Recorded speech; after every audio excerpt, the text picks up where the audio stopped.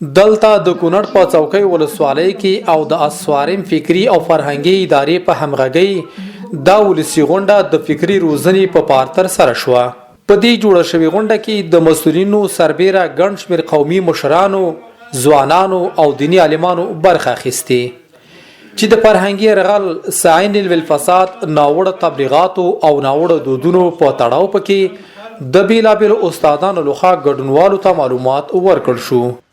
دغه د پردي رواجونه من کې عام شوي دغه په خاطر باندې زموږ مشرانو تصمیم نیولی و. ماشاءالله ډېر ښه مجلس و او ډېره ښه غونډه وشوله. ډېرې ښې اغېزې کوي او په ولس باندې ډېره ښه مثبت دغه ورکوي، تاثر ورکوي. انشاءالله پروګرام شته دی چې دا جوماتونو ته، لیسو ته او لرې پرتو سیمو ته، د ادارو ته بره انشاءالله هغې ته چې ورسو ولس به ډېر مستفید شي او زموږ او د هغې هماهنګي به سره وشي. د غونډې ګډونوال وایي اسلامي نظام د ګڼ شمېر قربانیو په پایله کې رامنځته شوی او د ولس کلک ملاتړ له ځانه سره لري. مقصد سیم نصیب زموږ اسلامي نظام دی.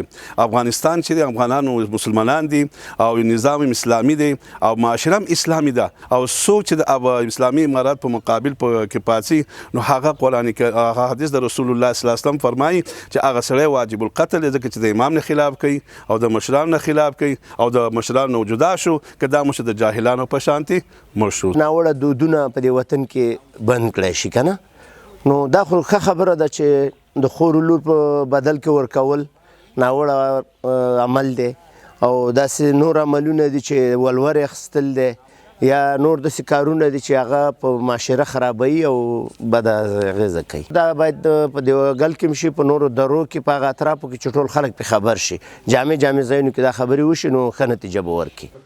د یادونې وړ ده چې د غونډې په پای کې ګډونوالو د دې ډول عامه پوهاوي غونډو د جوړېدو پر اهمیت ټینګار وکړ او غوښتنه یې وکړه چې لرو پرتو سیمو ترې دا ډول ګټورې غونډې وغځېږي.